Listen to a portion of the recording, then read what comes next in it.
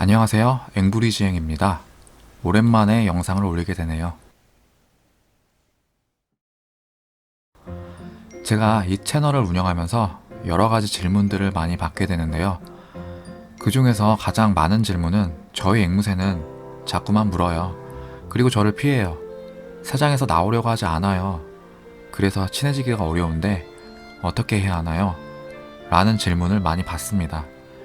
유독 사람 앵무, 모란 앵무, 코뉴어 등 작은 앵무새를 키우는 분들께서 이런 고민을 갖고 있더라고요. 제가 예전 영상에서 한번 말씀드린 적이 있습니다. 이유조 때부터 핸드피딩을 하고 자주 핸들링하여 사람의 손길을 느끼게 해줘야 한다고 말이죠. 그래야 앵무새가 사람의 손길을 피하지 않고 무서워하지 않는다는 것입니다.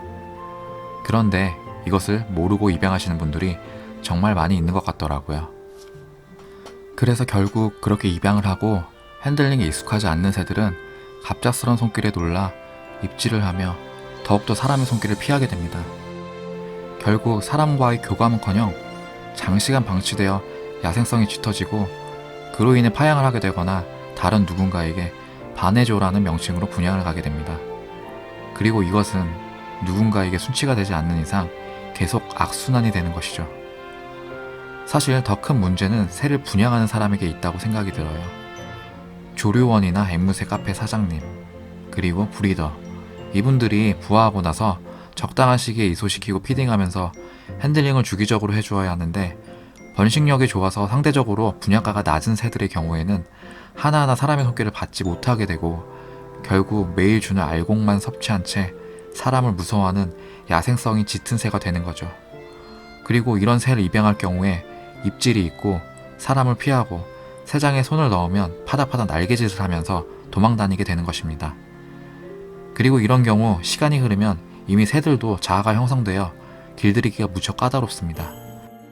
많은 노력과 인내력이 필요하게 됩니다. 그렇기 때문에 애초에 사람의 손에 잘 길들여진 새를 입양하는 것이 매우 중요합니다. 무턱대고 눈으로만 보고 예쁘다고 바로 입양 결정하여 데려오지 마시고 직접 손에 올리고 먹이도 주면서 어느 정도 스킨십을 허용하는지도 파악을 하고 입양을 해야 한다는 것입니다. 아니면 애초에 이유조를 입양하여 핸드피딩을 직접 하면서 새와 친해지는 방법이 있습니다. 사실 이게 교감에 있어서는 가장 좋은 방법이긴 합니다만 이유조의 경우 새를 처음 키우시는 분에게는 익숙치 않은 이유식급여와 부족한 케어로 인해 낙조의 위험성이 있습니다. 그래서 새를 처음 접하시는 분들은 가정에서 분양하는 알곡 적응한 새를 분양하는 방법도 아주 좋은 선택이 될 수 있습니다. 이 경우에는 사랑을 듬뿍 받고 자랐기 때문에 사람을 피한다거나 하는 일이 극히 드뭅니다. 친해지기도 쉽고요. 그러나 가정 분양의 경우에는 인터넷 카페에서 많이 기다려야 하고 가정 분양자가 있다 하더라도 원하는 색상의 종류의 새를 구하기가 매우 힘이 듭니다. 한 가지 조심해야 할 것은 다량으로 새를 관리하고 분양하는 브리더가 가정 분양인 척 분양을 하는 경우도 있습니다. 대부분 번식이 쉬운 모란 앵무, 코뉴어의 종을 분양을 하고 있죠. 이들의 특징은 가정이 아닌 현장으로 장소를 유도해 새를 데려와 입양자에게 넘기게 됩니다. 대부분 무분별하게 번식을 유도한 경우가 많기 때문에 체구가 작고 수명이 짧은 새를 받을 가능성이 높습니다. 심한 경우에는 보이지 않는 장애를 갖고 있을 수도 있죠.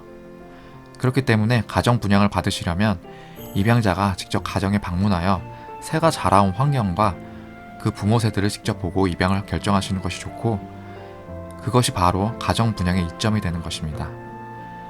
하지만 우리나라 실정상 이런 가정 분양은 원하는 새를 제때 입양하기 어렵기 때문에 새를 체계적으로 관리하는 전문 브리더에게 입양을 받는 것 또한 추천드립니다. 다만 정직하고 체계적으로 관리하는 브리더인지 아닌지는 본인이 판단을 해야겠죠. 다음으로는 앵무새 카페에서 분양받는 방법입니다.